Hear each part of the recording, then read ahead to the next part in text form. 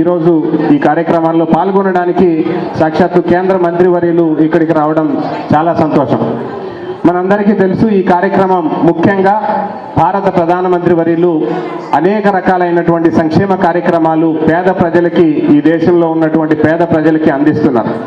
ఈ సంక్షేమ పథకాలన్నీ కూడా ప్రజలకి సక్రమంగా అందాలి, సక్రమంగా తెలియాలి అన్న ఉద్దేశంతో ఒక ప్రధానమైన ఉద్దేశంగా ఈ కార్యక్రమం ప్రారంభించారు.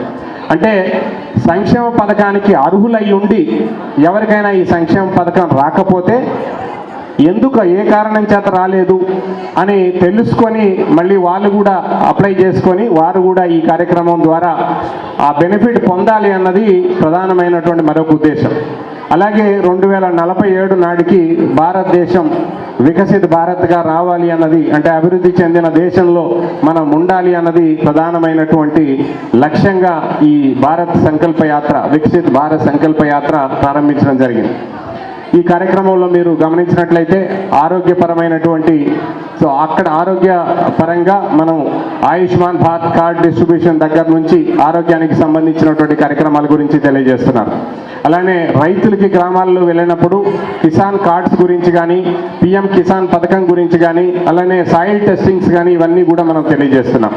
ప్రజలకి, ముఖ్యంగా మహిళలకి ఉజ్వల గురించి తెలియజేస్తున్నాం. అట్లనే ఉజ్వల లబ్ధిదారులందరూ కూడా ఏ రకంగా లబ్ధి పొందింది మాట్లాడిస్తున్నాం. అలాగే ఇతరత్ర కారణాలు, ఇతరత్ర పథకాల వల్ల కూడా అనేక రకాలైనటువంటి పథకాలు, ఉదాహరణకి పిఎం అర్బన్ హౌసింగ్ కూడా, ఉదాహరణ మనకి అర్బన్లో జిల్లాలో 70,000 ఇళ్ళు పైన శాంక్షన్ అయ్యి ఉన్నాయి. ఈ 70,000లో ఇప్పటికే 17,000 పైనగా మనం పూర్తి చేసుకొని గృహప్రవేశాలు కూడా చేశారు. అలానే ఇంకా మిగిలినవి కూడా వేరు వేరు ఇతర దశల్లో కూడా ఉన్నాయి. ఈ రకంగా ఒక్కొక్క పథకం ద్వారా లబ్ధి పొందినటువంటి లబ్ధిదారులు కూడా ఇక్కడ వారికి వచ్చినటువంటి లబ్ధి గురించి చక్కగా వివరిస్తున్నారు. అలానే ఇంకా ఎవరికైనా రాకపోతే రాష్ట్ర ప్రభుత్వం కానీ కేంద్ర ప్రభుత్వం కానీ ఇస్తున్నటువంటి ఈ పథకాలకు సంబంధించి వారు ఇక్కడే కూడా మనం రిజిస్టర్ చేసుకునే విధంగా ఈ కార్యక్రమాన్ని నిర్వహించుకుంటున్నాం. ఇప్పటి వరకు ప్రజాప్రతినిధులు అలానే ప్రజలందరి సహకారంతో జిల్లాలో ఈ కార్యక్రమం చాలా చక్కగా జరిగింది.